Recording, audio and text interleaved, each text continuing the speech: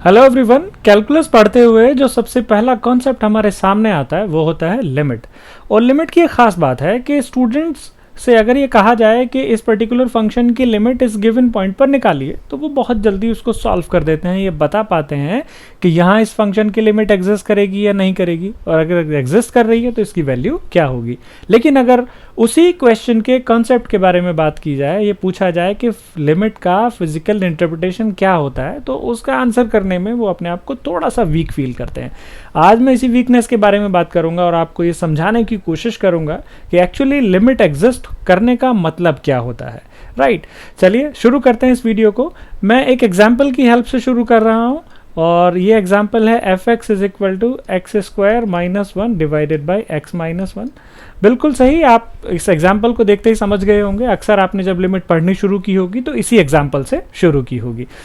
अगर मैं इस एग्जाम्पल की यानी इस फंक्शन की value x is equal to 1 पर निकालता हूं तो क्या होता है।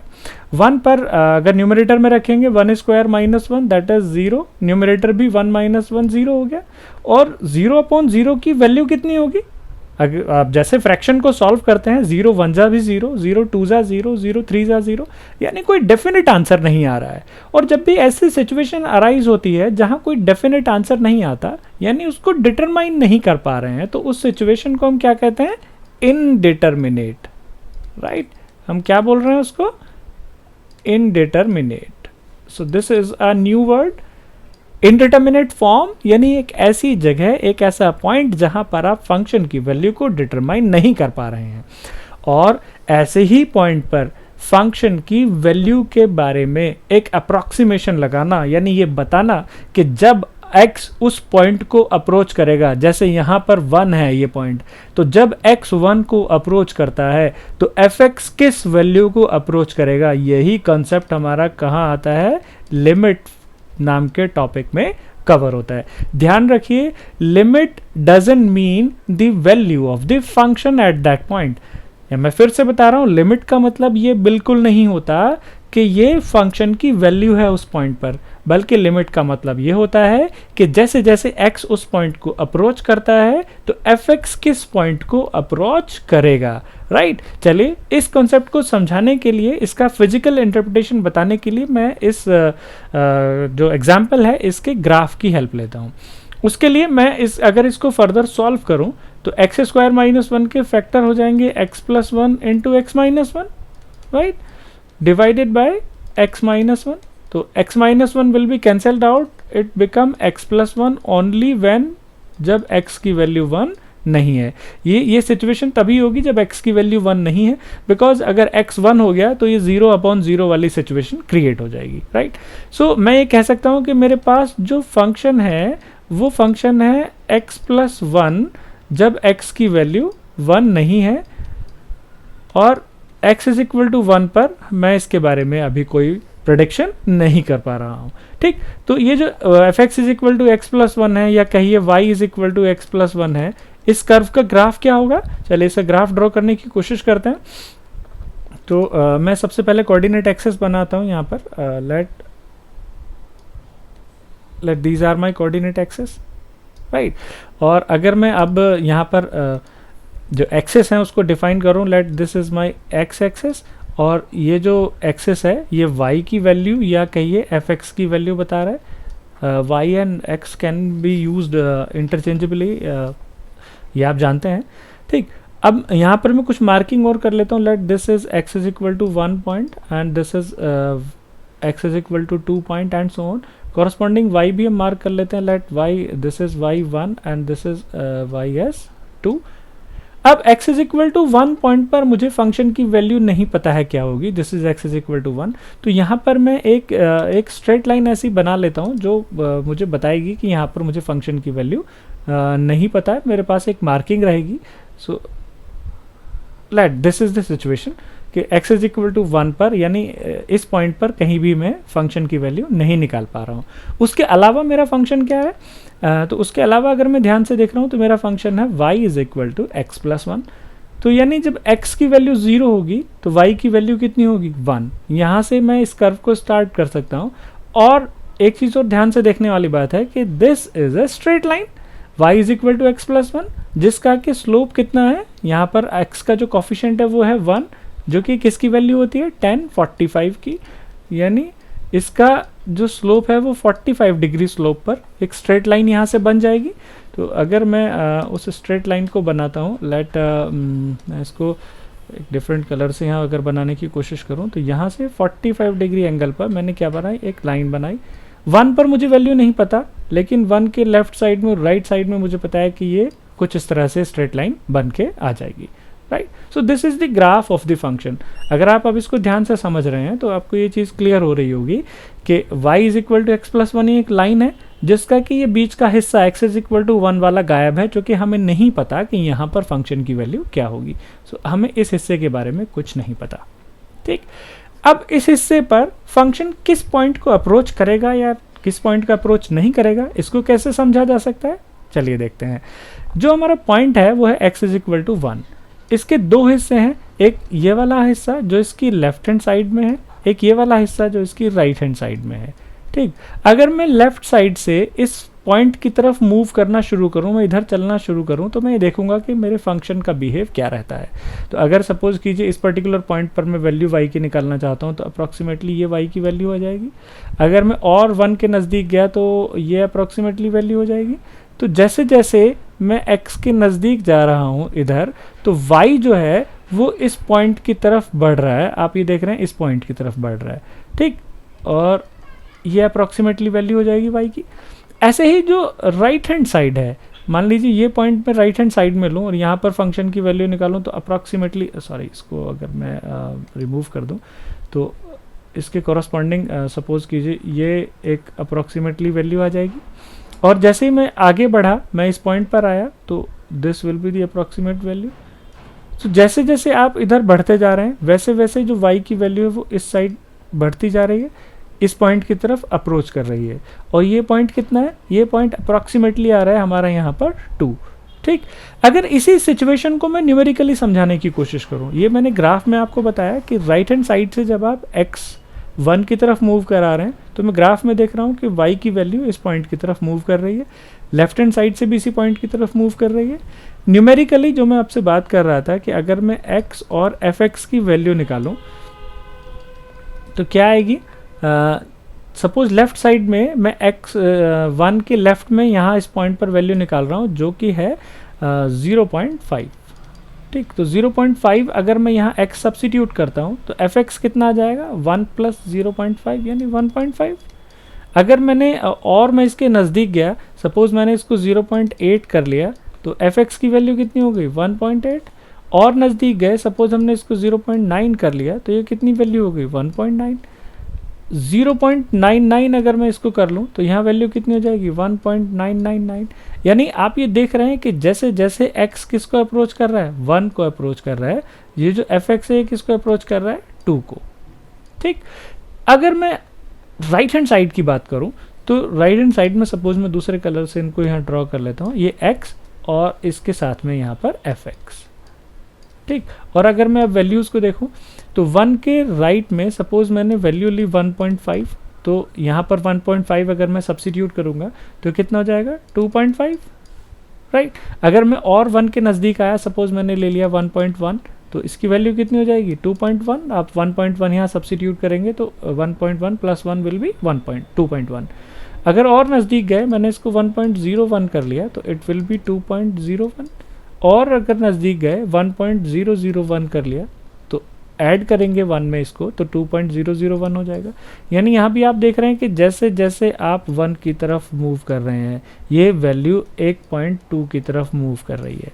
और अगर आप लेफ्ट हैंड साइड में और राइट हैंड साइड में जब 1 की तरफ मूव करते हैं, तो fx अगर एक इक्वल पॉइंट की तरफ मूव करता है, तभी हम कहते हैं कि फंक्शन की लिमिट एग्जिस्ट कर रही है। अगर ये दोनों वैल्यूज़ इक्वल आ जाती हैं तो अभी हम कहते हैं कि फंक्शन की लिमिट एग्जिस्ट कर रही है। और आपको लॉजिकली ये बात अब समझ में भी आ रही होगी कि जब आप x इज इक्वल टू 1 की तरफ मूव करेंगे, चाहे लेफ्ट से चाहे राइट से, तो अगर fx भी आपका एक सर्टेन पॉइंट की तरफ मूव करेगा, तभी हम क्या कहेंगे कि इस फंक्शन की लिमिट एग्जिस्ट कर रही है।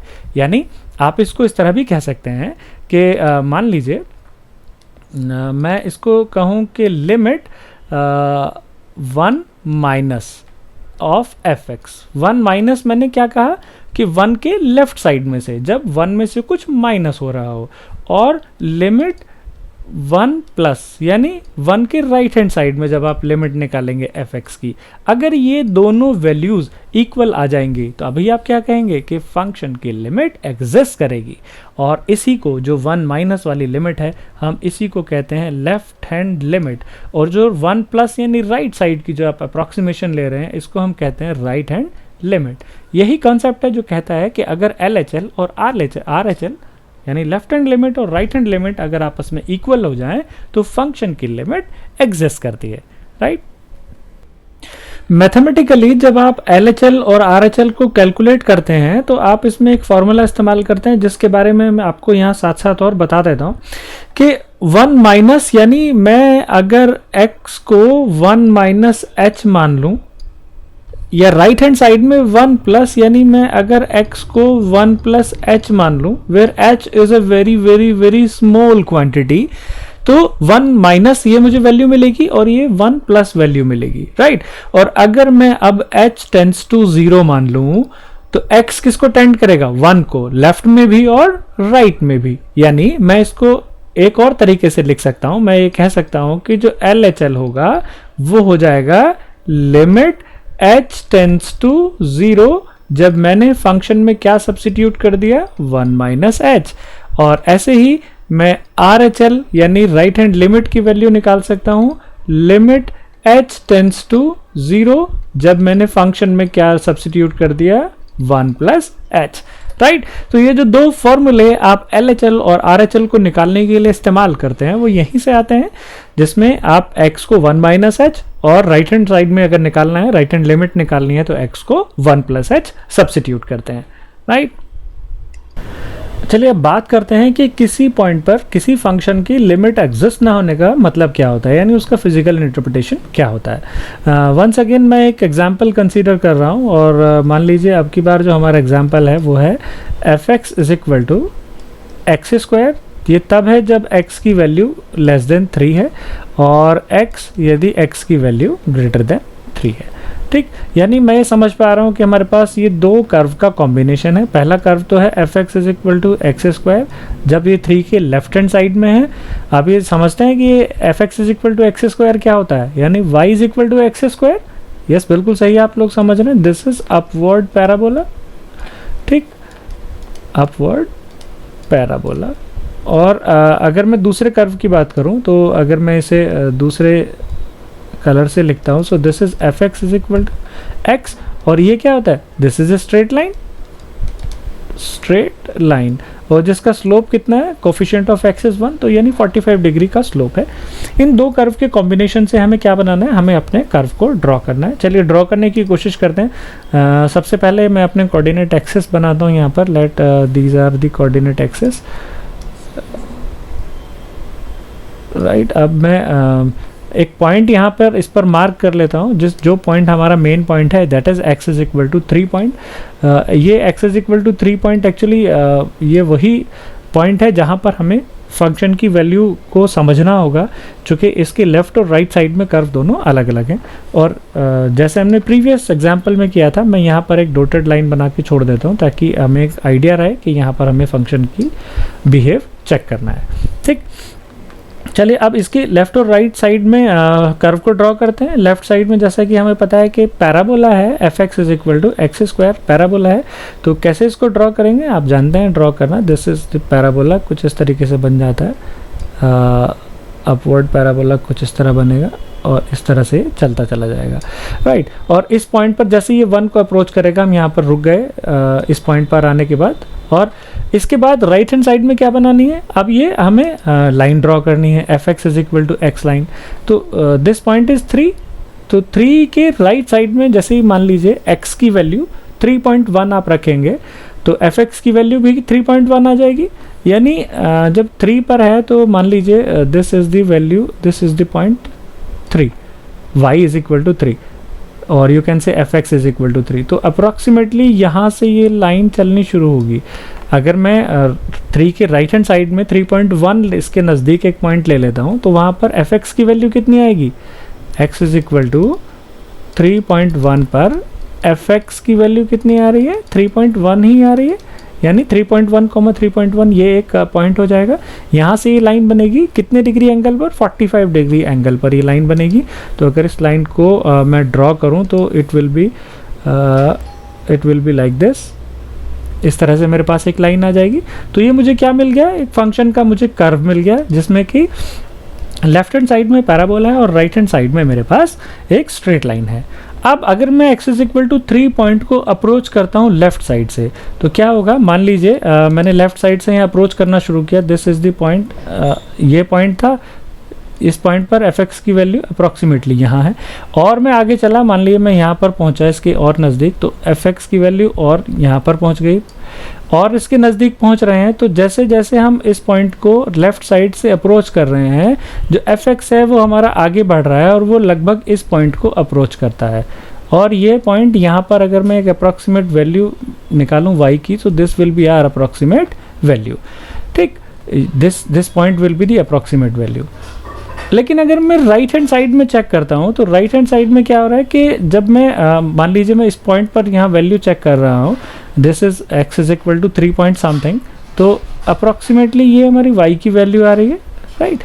और अगर मैं इसके नज़दीक इधर आगे बढ़ता हूँ, तो सपोज ये पॉइंट आया, तो यहाँ पर this will be the value.